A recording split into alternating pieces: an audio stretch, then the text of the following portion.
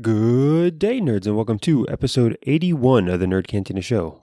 I'm your host, Ken, joined by my co-host, Steve. And in this week's news, we're going to discuss the latest movies getting new release dates or getting pushed to streaming services. We've also got some video game news with a hack against Rockstar Games, as well as video game sales setting new records in first quarter of 2020. And then in tech news, we'll give a quick update on Elon's plans to reopen his factories. An update to the Patriot Act was just passed by Senate, which allows the FBI to view your web browsing history, and why ISPs should get rid of all data caps. A lot to get to. Let's get started. Calling back all nerds.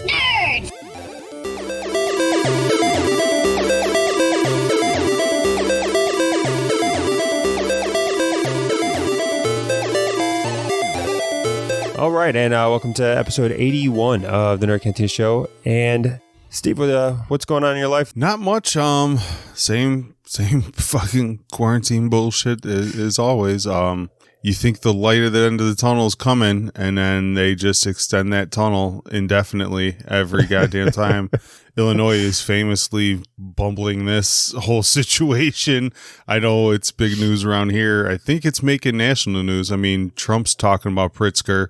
So when you got the president calling out your governor, I'm pretty sure that, everything isn't going as planned. So we're hoping theaters open soon and we get we hit that, phase 3?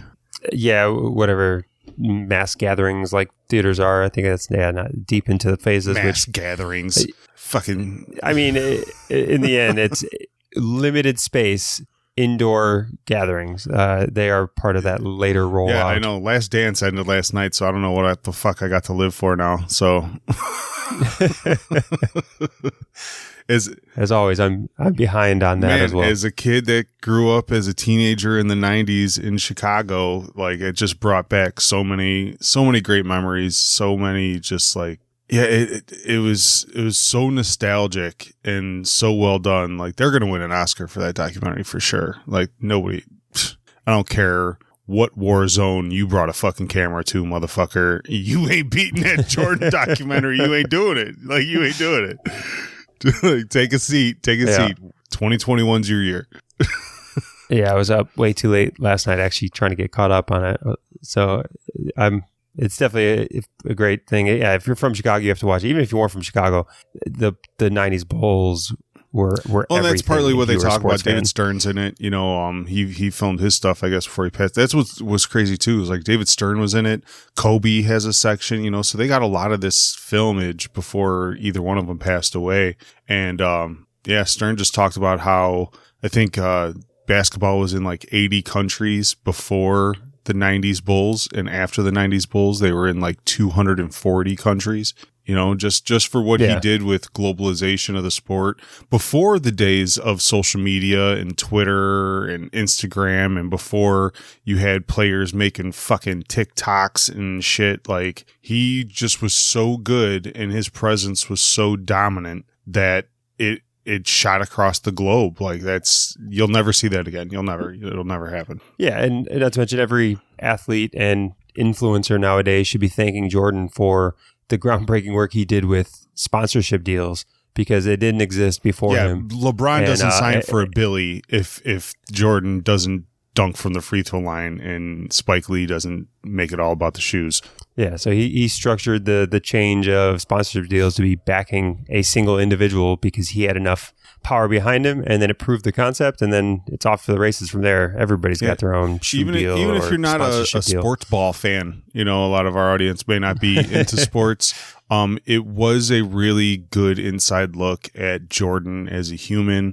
It really kind of lets you in on his mindset, on some of the things that he kept hidden during that time. So, you know, even if you weren't a big basketball fan or a Bulls fan or even sports in general, the documentary is so well done. It is good to learn a little bit more about such an icon. Yeah, it is great, and people should watch it.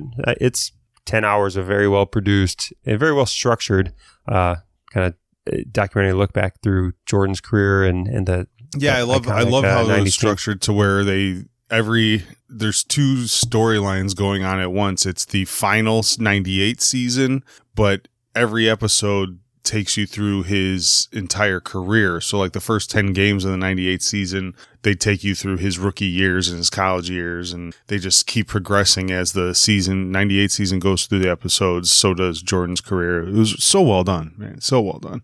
Yeah. All right.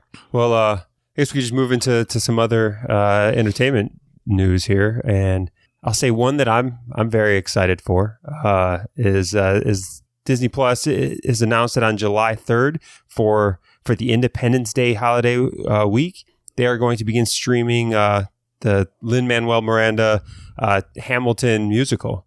And I love a good musical. No shame in it. If that's what you're about. I mean, I'll watch it just because of all the buzz, and I want to know why everybody enjoys it so much. So I'll end up watching it, but I still think that weekend, after being cooped up in my house, I'm not even a fireworks guy. They're illegal in Illinois. I'm going to blow some shit up. I'm going to release some steam. I'm going to start a fire. I'm going to blow some shit up, man. Because I think we're all been frustrated in our house. I think it's going to be a crazy neighbor war. You can't talk about government frustration and blow shit up at the same time without thinking that you're going to be on somebody's watch list after this. Bad publicity is good publicity for us at this point. If 15 feds knock down my door, that just means we got 15 more listeners this week. I'll take it.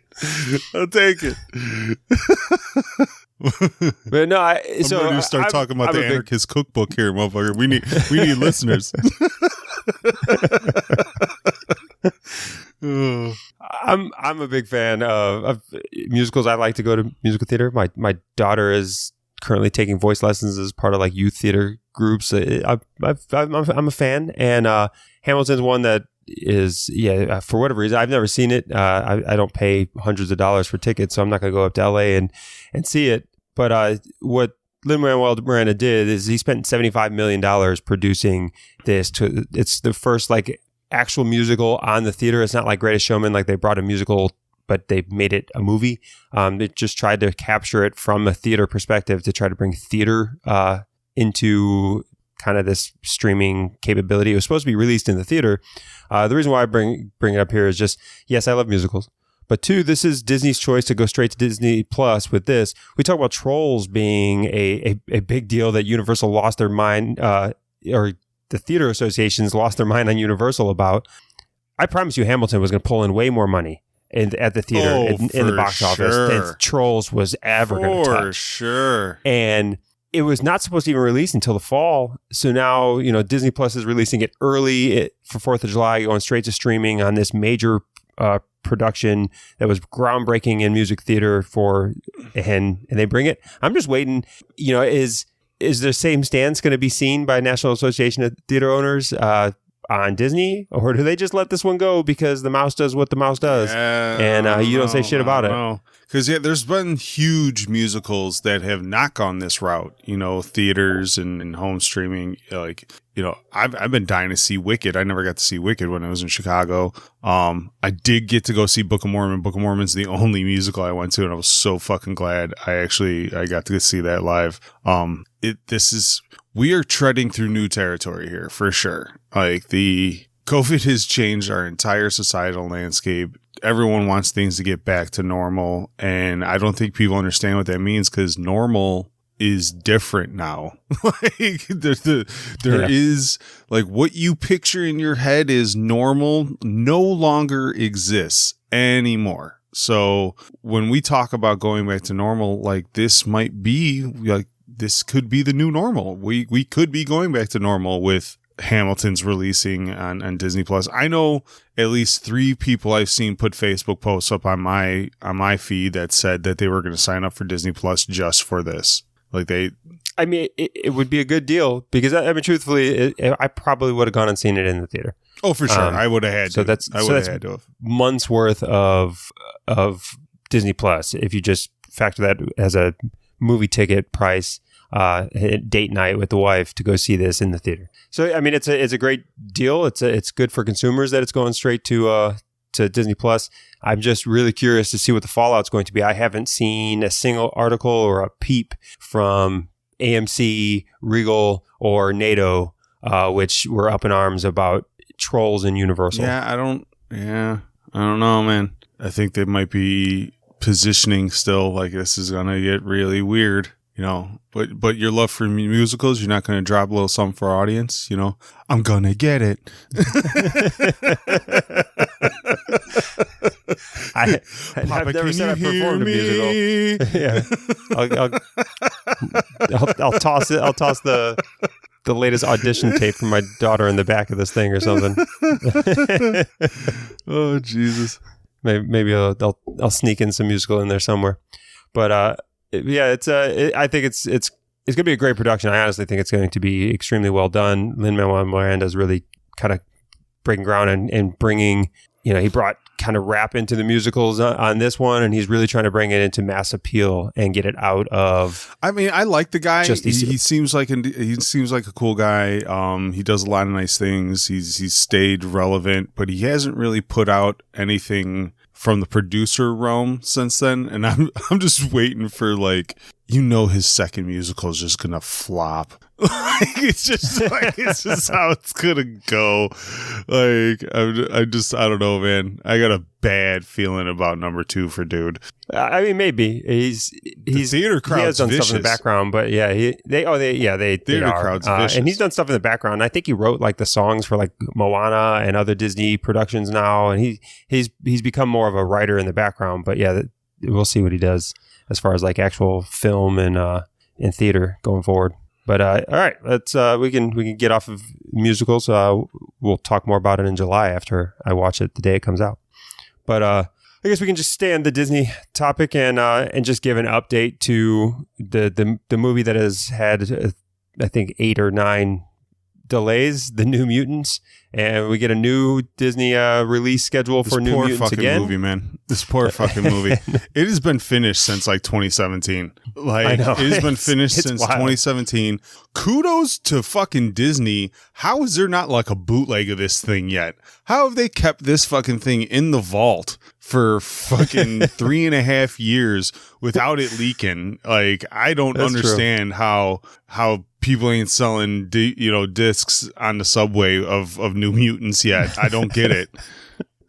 Yeah, I'm not sure, but yeah, I mean, it was first at Comic-Con or CinemaCon in 2017 was when they first dropped the first finished trailer. It was supposed to come out, and now it just keeps getting delayed more and more, and it's I want to go now see set it because for August 28th. I'm wondering what's in the movie that would date it. You know what I mean? If they're in there because all the New Mutants met on MySpace or something. All the Coke cans are the old logos. All the you're damn. Couldn't reshoot those. Disney spends $10 million redoing brand logos to bring it up to current status. Well, I just don't get I guess sure, keep this on a theatrical release. Are people do you still project Disney that you're going to make any money on this? Not to mention, this was before the purchase of Fox. This is an old Fox property. You didn't even pay to make this movie. Just dump it on Disney Plus and call it a day. I know. Give me something to write a review on. God damn it. Give me something. I mean, I don't, maybe this movie makes but it is $80 million. It's I don't know if people are going to go see it. Horror movie. They want people in the dark room with loud, I get it. And that's true, I guess, because of the horror genre, it won't go to Disney Plus. They won't put this on Disney Plus. They would have to drop it on Hulu. They don't put anything that's not family friendly there.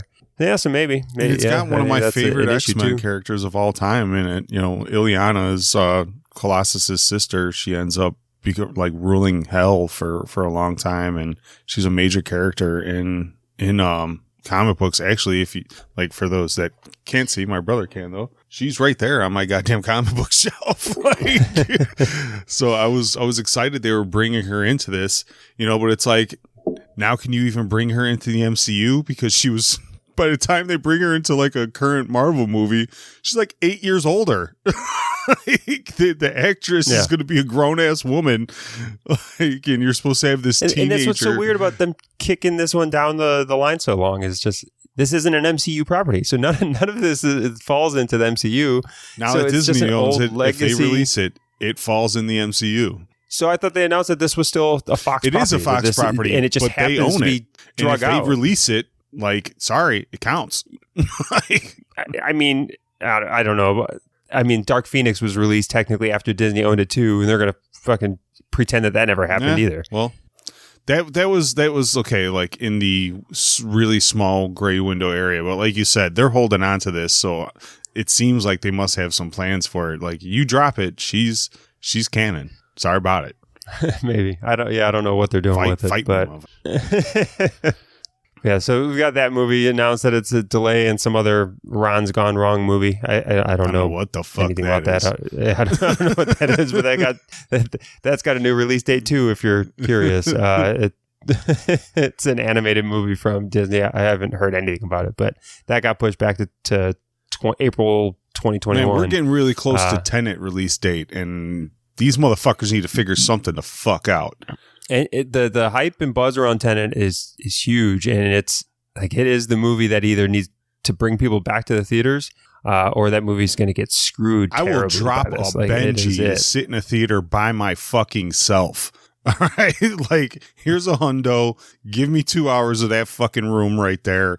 I need to watch this fucking movie. Yeah, it's I don't remember what the release date is for Tenet. I'm just like open the theaters. I'll walk in like the fucking Karate Kid on Halloween with the shower curtain all around me. I swear to fucking God, just go straight Bubble Boy on straight Bubble Boy into the fucking theater from here on out. Just give me some fucking movies, man. Yeah, so July 17th is the Tenet release date. It hasn't been pushed back yet, but man, you know, we've already got places like LA County here in California has announced that they're extending it into July already. They've already extended their stay-at-home orders, so you're already going to lose a large portion of California, if not all of California. I'm going to tell you right now, extended to July. Illinois keeps fucking up. Tenet releases. I will drive to the nearest theater in Indiana. And I was going to say, you drive to Indiana? Man, yup. Like, for sure. I will take that hour and a half drive straight to fucking some shit ass theater in Gary. And I will see Tenet. I don't give no fucks. Activate my A-list, motherfuckers. I'm back. Yeah, I was going to say, you might have to pay for some small locally owned theater, though, because I don't know if AMC and stuff are still opening. Even the states that have opened up, AMC has still said that they are keeping their doors closed for now. That's fucked up. So we'll see what happens there.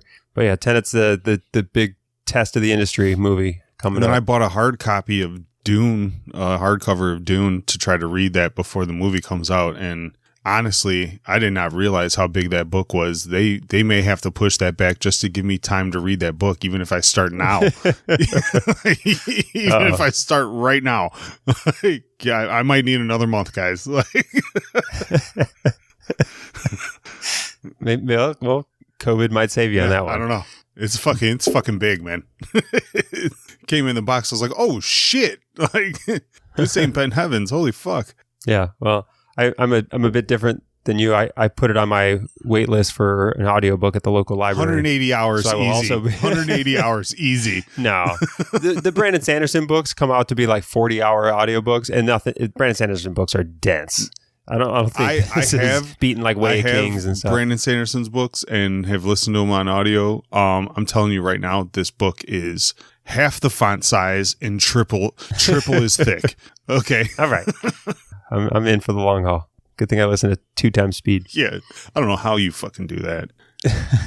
It's painful for me to even have this conversation with you in real time. I mean, you gotta. I'm so used to listening to things on 2 times speed. You gotta get to the point where everybody sounds like some fucking super slow-mo speak because you listen to them fucking Micro Machine Man everywhere you go. No, yeah, I'm on podcasts and audiobooks on 1.5, 2 times speed 90% of my day. So then real conversations just drag on. So let's drag this thing forward to some video game talk, I guess. And we've got 2 stories, or really 3 stories here in the video game world. First, we could just talk about Rockstar Games went down over the weekend due to a pretty massive DDoS attack that took down GTA 5 as well as Red Dead Redemption online services. Well, I mean, it sucks to be those guys. this is good. What's going to happen? Kind of seems like it goes with that crowd. I mean, if you're into beating hookers and shooting horses, I guess you're the asshole that would do this. You're pulling out all like the whatever. When did Grand Theft Auto initially come out? That was like late 90s, right? Early 2000s. I don't know. You're pulling out like the deep cuts of anti-video game sentiment. What, did they stop beating hookers in this game? Did I not get the memo? Because I'm pretty sure there's plenty of YouTube videos with dudes just grabbing women out of cars and beating them in the streets. Fair. It's still a thing. I'm sure there's plenty of law-abiding citizens in Grand Theft Auto 5 that are upset with you right now. It's the inception of Westworld. That's what GTA is. It's the first inception of Westworld. The more virtual reality and robots get done, Rockstar is going to be the company that initiates that pulls out all the deviant behavior. But yeah, I mean, assholes going to be assholes. Like I'm surprised that the Xbox Live and PlayStation Network, I'm surprised they haven't been going down more often than now, just because people know how many people are playing video games. And if you're that sadistic piece of shit that loves to ruin everybody's fucking Christmas morning with DDoS attacks, how are you not trying to shut that shit down now? Like, yeah. It never fails. Like the day after Christmas or Christmas Day, some asshat attacks the fucking Xbox Live because they want to ruin that 9-year-old's fucking Christmas so that when he plugs in his fucking Xbox, he can't play shit. Never, every year. It's fucking annual. Well, I mean, that's just, one game industry. We got another article for the staying in video game topics here. And that's that this first quarter of video game sales had a record-setting almost $11 billion in video game sales, which is a 10% or a little over 9% increase of compared to the same quarter last year of 2019. Any surprise there? Nope. And water is wet. Like people stuck at home for a full fiscal quarter for these video game industries. I'm sure every studio head was just chomping at the bit to roll out whatever deals and sales and sell as much as possible. So I have that Cash App, and the minute COVID happened, Cash App has like a boost. So you put a boost on your debit card, and if you use your debit card at like a grocery store, you get a certain amount of money off. And whatever the boost is for, if you use your debit card there, you get like 10% off. And the minute the fucking quarantine happened, all of a sudden there was a 10% off PlayStation and a 10% off Xbox boosts on there, network, like instantly. It was a thing. People, and I laugh because I'm on my Facebook feed. Like just yesterday, someone was just like, "Holy shit! I just played 6 hours straight of Zelda 2." And it's like, damn. people going through their catalogs of games and just playing all kinds of obscure things. Like COVID's giving you that time to finally beat that game that made you break your controller when you were 12. If I could find a good working copy of Jaws for the regular Nintendo, I might lock myself in a room for 3 days. Yeah, I mean, did you have the Nintendo emulators and Jaws stuff? That's not on there? It's not an emulator. I just bought the minis, so it's got the 30 games it kind of came with. But I do have a Switch, and I wonder if it's a downloadable game. It would be nice. That Jaws game was like the bane of... Jaws and Top Gun are like my two top bucket list games for when I was a kid. You got to land it on the carrier. That carrier, motherfucker. First level, easy. First level, easy. Just slides right on top of that ship. Everything else, man, no, fuck your face. I'm flying right into that thing. But yeah, I mean, so we see. I think this was no surprise. Major video game quarter. I still want to see the numbers on. I gave a couple trial games to the free Call of Duty Warzone. I played that last night. Bored a little bit. No, I played a little bit of it. I used to love Call of Duty games. I like first person shooters, so I wanted to give it a try. I'm just curious how much money like that free games making cross-platform. It's similar like the Fortnite. I wonder if those stats show up in these video game sales stats or whatever else here, because really all they're selling is accessories and unlockables and whatever else. But it's still, it goes to their bottom line. So if the company stock's going up or if they're reporting profits, microtransactions are in that too. Yeah. So it's that game is quite huge, and I'm sure they're making a ton of money on it in whatever microtransactions they're selling there. But and then I guess the next and last video game topic here is that the Epic CEO has made a statement that he believes the PlayStation 5 is going to drive all of future PC innovation, that he believes he is incredibly impressed with that machine from the developer standpoint, and believes that it is the future. I take this with a grain of salt. Not just because I'm an Xbox fan, but like even if somebody came out and said Xbox was the future, it's like these are companies with a lot to gain from fake news, like I don't know if this Epic CEO's pockets got a little bit fatter before he said this. I don't know if he got a backdoor handshake deal for an exclusivity deal with PlayStation, that they're going to announce in 6 months.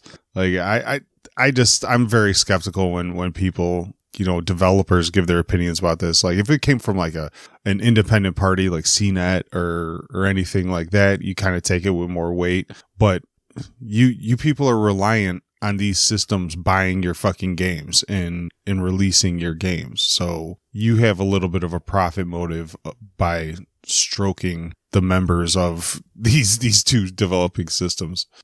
Yeah, and I always wonder, the Epic and their he's specifically talking about how well the new version of the Unreal Engine's running on the specs from Sony's PlayStation 5, and the specs are pretty much the same as far as overall performance power and SSD power.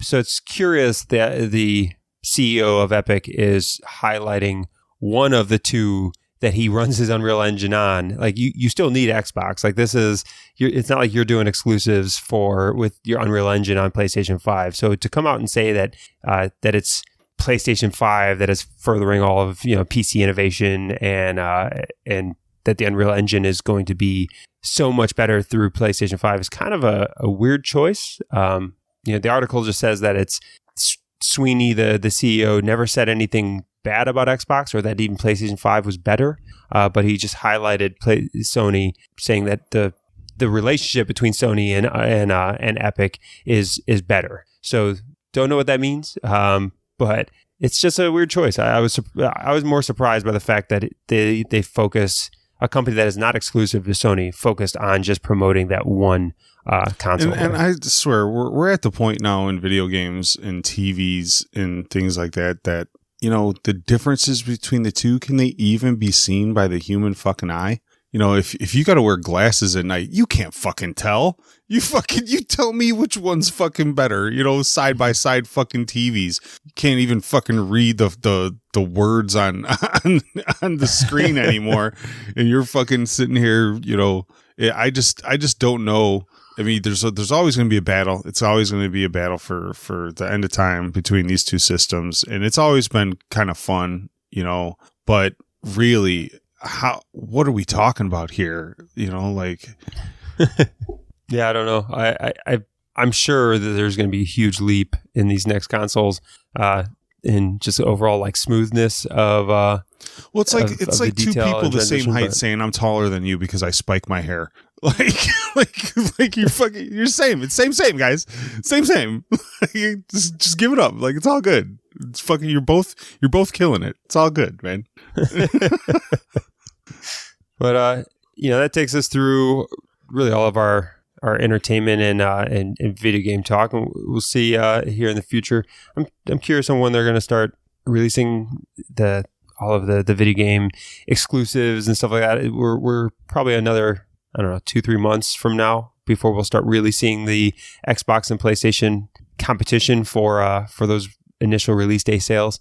But I don't know. Right now, I think that's it for entertainment. Yeah, let's get to this tech. I got the follow up for the neighbor story still. Oh, that's right. Oh, geez. All right. Let's speak through some of this stuff. You got to hear this. I specifically did not tell you waiting for this show so we could do it live. That's right. All right. So first up, just a quick follow up from last week. We talked about Elon just going on his Twitter rants last week, threatening California, threatening to move out, all of his issues. And then I think it was the day after we recorded, Elon just said, fuck it, and just started opening up his factories, challenged the Alameda counties and California counties to, hey, if you're going to arrest somebody, arrest me, but my employees are going to work, and open up his factories. And in the end, the states caved and just said, okay, you could be essential. I always wonder, like, what are his employees saying at that point in time? Like, are they like, thank you for letting me come back to work? Thanks, or they're like, dick. I was good with unemployment. Thanks for canceling that for me. Well, you have a big situation right now going on where people are making as much or more on unemployment. I know. And you can't get a lot of these businesses to open back up because they're calling their employees. Their employees are like, no, we're not coming back. And these businesses can't get the PPP expunged if they don't use that money for payroll, and you can't cut payroll checks if your fucking people won't come back to work. So this is it's a weird situation, man. When we incentivize people to actually not return to work. What I'm afraid of this is that this is going to fly in the face of what I believe is good for the country and UBI. You know, we've had that talk about, you know, UBI doesn't incentivize people to be productive members of society and this and that, but at no point was UBI $1,000 a week, you know, $1,500 a week. UBI was $1,000 a month, you know, so. But I think that this is going to be used as a negative when UBI actually finally kind of gets proposed and some of the science comes in. So it's a little disheartening to see for me. Yeah, and you know, with this one, specifically the Elon factory, it's interesting choices, but he opened up this factory, he's opened up other ones in other states, you know, so there's some semblance, and it was deemed as essential business now, so he can now legally keep it open. And he's moving forward with what appears to be getting the hell out of California. He just purchased a big plot of land in Texas that is estimated to be the future home of at least what he's calling a Terra factory. So he's got giga plants and Terra factories. Right. and potentially home to his new headquarters, as he threatened to move to Texas to get out of California. So maybe that plot of land turns into a factory as well as a new headquarters building. Yeah, I mean, we talked about it last week. It's within his rights, and you know, if certain states are more friendly to his business, you can't really blame these people. No. And then we've got within, I guess, tech news, we can move forward to what's going to be the more challenging topics to talk about. First one is this last week, we've got the Senate voted to allow the FBI to view, store your web browser history without any warrant. So this was an extension of the Patriot Act, as the Patriot Act is getting renewed, which I still don't know how the hell that continues to get renewed. How does it, like, it's one of the worst pieces of legislation that's ever existed that is not proven to do anything other than Patriot Act's got like spy a on 8% approval rating. But senators are voting to extend it. And then a part of it, there was an amendment put in by Mitch McConnell, which was to add in,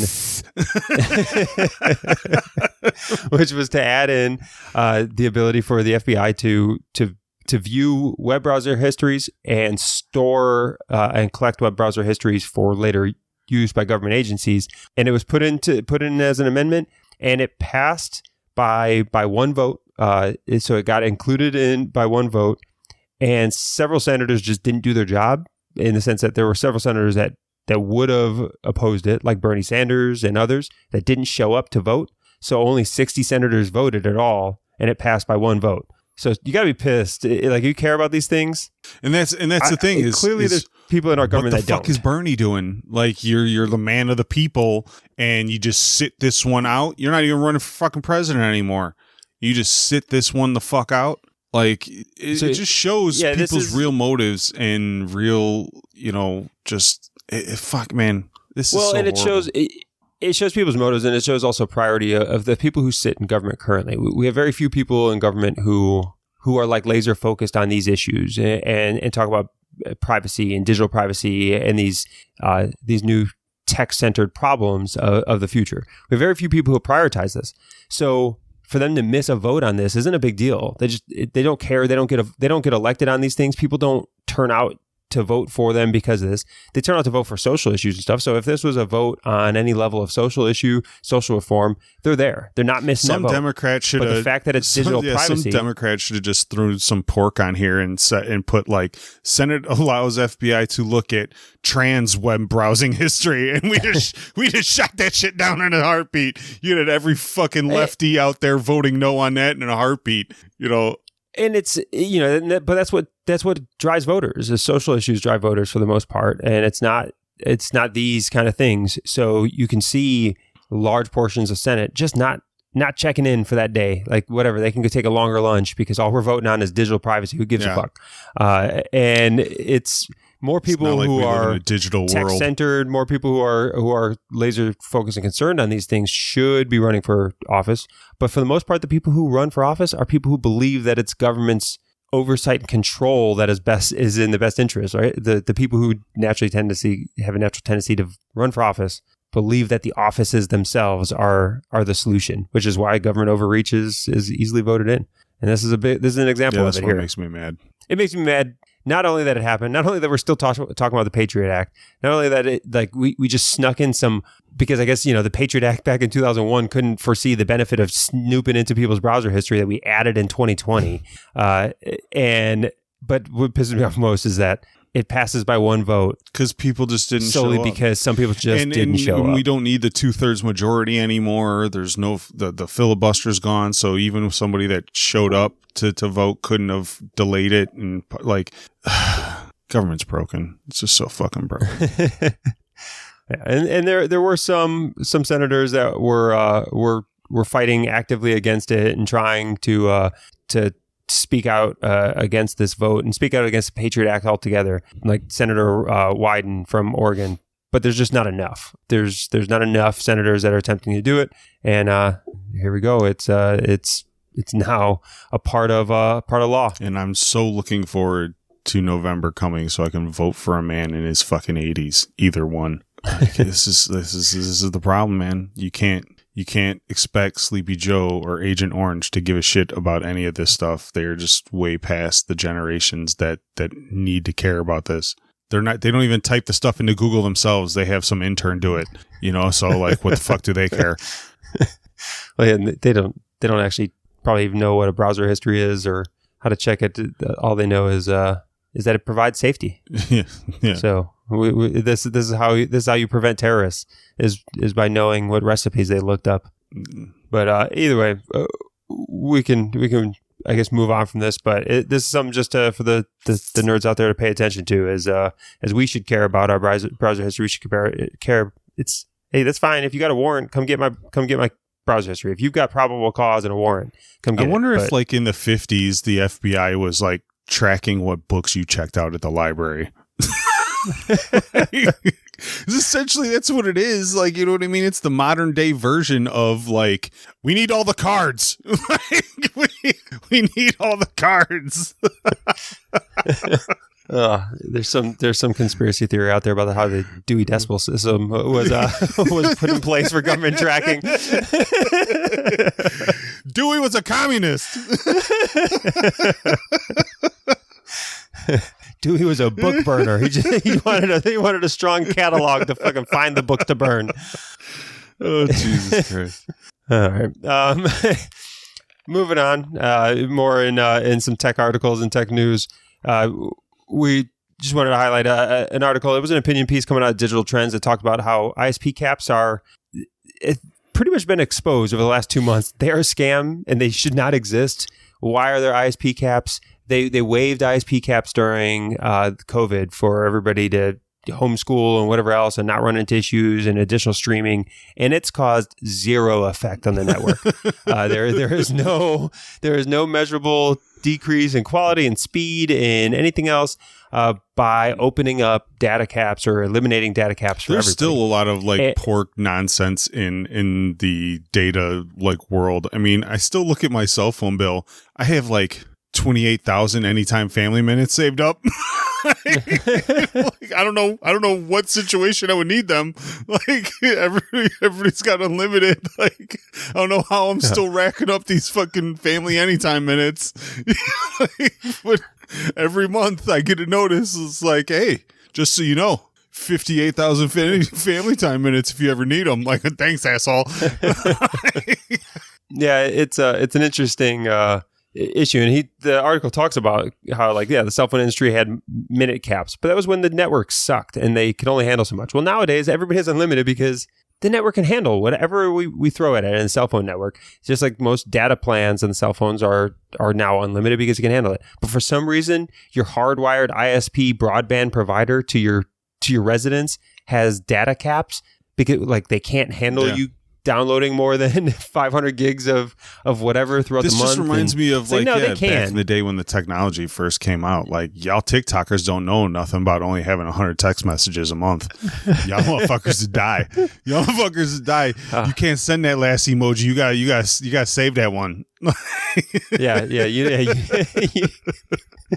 You use 140 characters. You don't send one-word responses. No, you tell a fucking story in that text because you got to get it out. I think I was one of the the last people ever to go unlimited text messages. I used to never text, whatever else, and I just had some shitty ass friends who would just text me nothing but 20 cents because they knew every text message cost me 20 cents. Oh, that's great. That's great. I would just receive random text. I would just receive random text messages that had nothing but $.20. I'd send you pictures of dimes and quarters all day. It worked though, because after about 3 weeks of that, I went and got myself an unlimited text message. Oh God! But I held out way too long for that. That is great. All right, I think we got to scrap this last story for time, and we'll cover it next week because it's not time sensitive. We got a Forbes story for you guys next week. We'll leave that in our tech, but I have to get this out. You have to know. Yeah. So last week or 2 weeks ago, I had mentioned that there's a neighbor war stemming from Halloween decorations about 3 blocks from my house, but it's where I have to exit my subdivision, so I see it every week.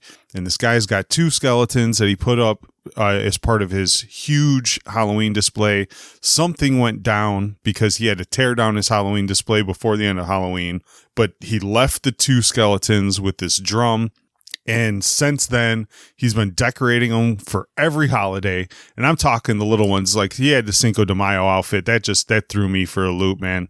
Cause it was great. So I mentioned it on the show, and I said I was going to get the story. So it was a really nice day the other day. I was driving, and I seen the dude with his garage door open, walking up and down his driveway. I was like, it's my time, it's my time. So I pull up, I start talking to the dude, really nice guy, he's got the sign on there that says, "I'm here all year, neighbor." So we had just always assumed that it was the guy next door. I love this because it ties in multiple segments. So this story really is an extension of You Might Be a Karen, because it turns out that it's not just a Karen. It is the final boss Karen after you fight these 7 Karens before her and you get to the final Karen. This is Megazord Karen, when 5 Karens meet at Starbucks and can join together and become the Mega Karen. This is when Karen finally learns her Zanpakuto's name, which is Susan, by the way, for our anime fans. This is insane. So he's like, I've been doing this Halloween setup for 15 years. He's like, I've lived here 15 years. A year and a half ago, some Karen moved into their subdivision. It's a little section of a neighborhood, so everybody kind of in that section knows each other. Some Karen moved into that section a year and a half ago, and ever since then, she walks her dog every day and takes pictures with her cell phone to send to the village of people violating village codes. You leave your recycling bin out too long, she takes a picture, sends it to the village comes and gives you a ticket. There's no homeowners association in our town. So she's trying to play president of the homeowners association with no HOA and is literally, the back end of your car is blocking the sidewalk, picture, sends it to the police station. So all the neighbors hate this woman. Like, everybody knows who she is back there, I guess. Like, everybody hates her.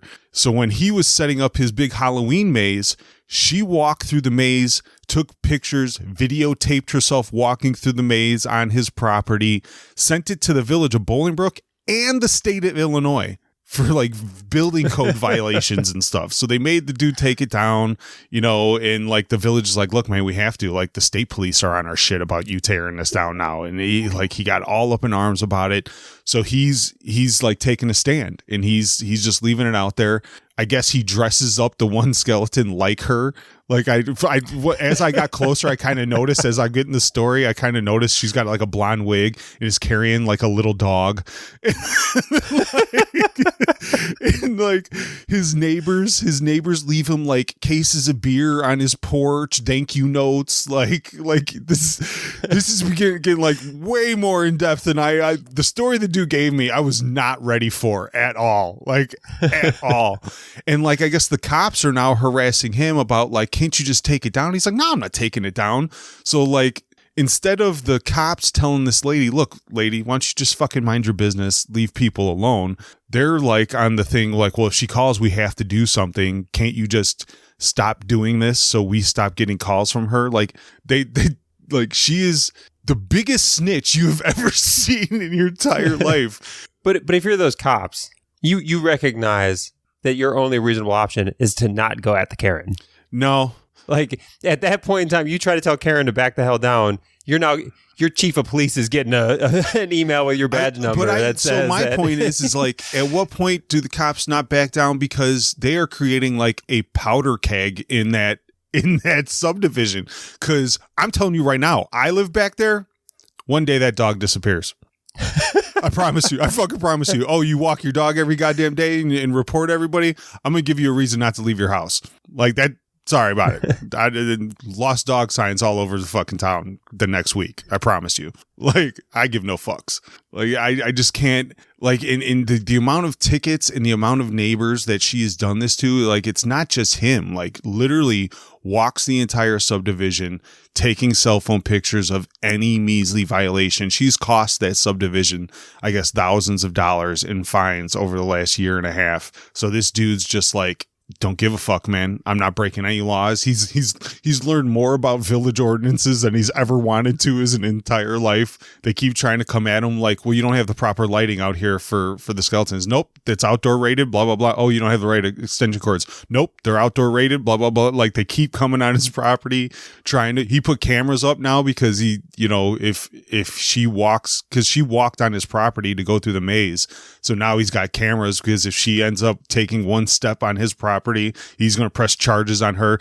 Like, oh my God. Couple months I'm getting an update because like this is not ending anytime soon, and I'm all for it. Like, this is reality show theater for me. Yeah, that's too much. But yeah, it sounds like you got you might be a Karen if you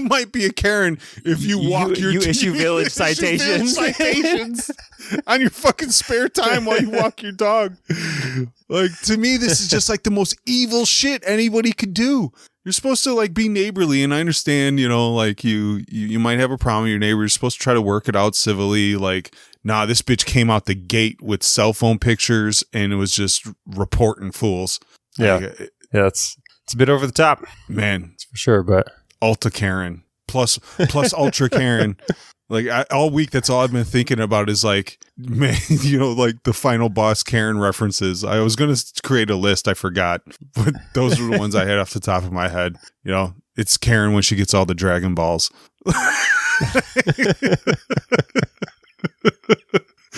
Oh, God. Oh, man. Yeah, that's it for me, guys. I will find out if anything happens, because the day those decorations come down, I'm knocking on that door again. Like, hey, man. Oh yeah. Hey, what happened? Yeah, for sure.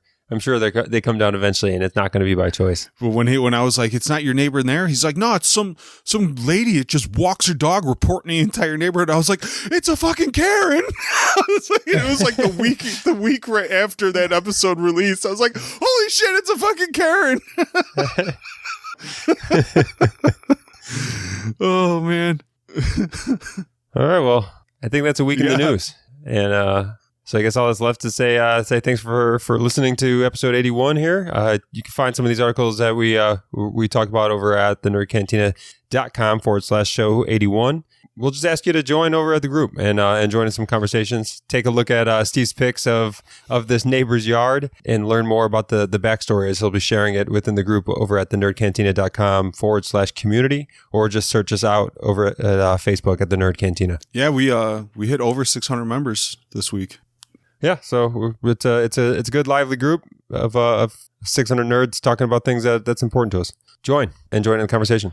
All right, with all that said, thanks again, and talk to you again next week. See ya.